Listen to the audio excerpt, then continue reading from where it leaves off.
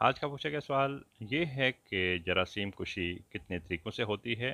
تو جراثیم کش یا جرمیسائڈ کیمیائی مادے ہیں جو جراثیمی حیاتیوں کی نموی صلاحیت، کیمیائی ترکیب، ساختی اکائی اور فعلیاتی مکانیات کے ساتھ متعامل ہو کر انہیں ہلاک کرتے ہیں، محدود رکھتے یا نسل کشی سے روکتے ہیں۔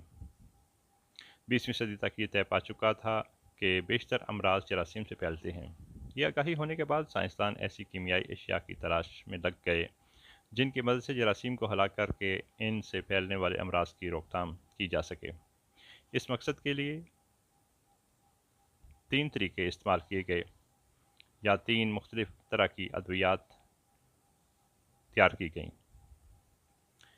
اس میں سب سے پہلا دافع چوت یعنی ڈس انفیکشن، وہ ادویات جو بے جان چیزوں پر مشتمل جراثیم کو ہلاک کریں، مثلا چمڑے اور دیگر نامیاتی اشیاء کو، پھپھوندی وغیرہ کو ختم کرنے کے لیے کلورین کا استعمال، پانی میں موجود فنجائی وغیرہ کو ختم کرنے کے لیے بیجوں کو ٹائیولین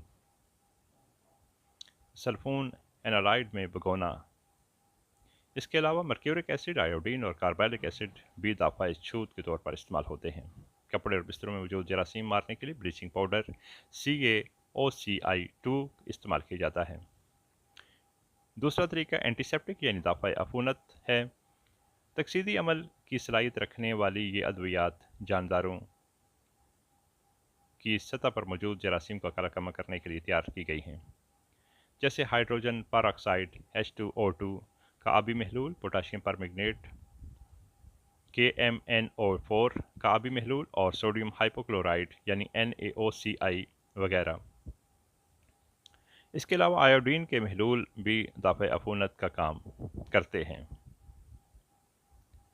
بینزائل پر آکسائڈ C6H5CO2O2 کا 5% تا 10% محلول محاسوں یعنی ایکنی کے علاج میں بطور مرہم استعمال کیا ہوتا ہے۔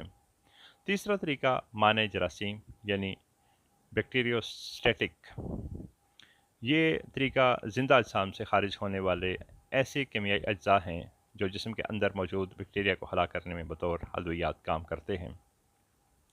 ان ادویات میں پنسلین اور ٹیٹراسائکلین شامل ہے۔ بعض بیکٹیریا کے خلیات کی دیوار میوکو پروٹین سے بنی ہوتی ہے جو ایک کثیر سالمہ مالیکول ہے اور اس میں امینو شکر پروٹین مالیکول سے منسلک ہوتی ہے۔ پنسلین ان بڑے مالیکولوں میں آڑے ربط کی تشکیل کی مزاحمت کرتی ہے اور اس طرح بیکٹیریا کی خلبی دیوار میں تہیں بنتی ہیں۔ آج کل پنسلین کی بجائے سیفالیکسین یا کیفلیکس استعمال ہو رہی ہے۔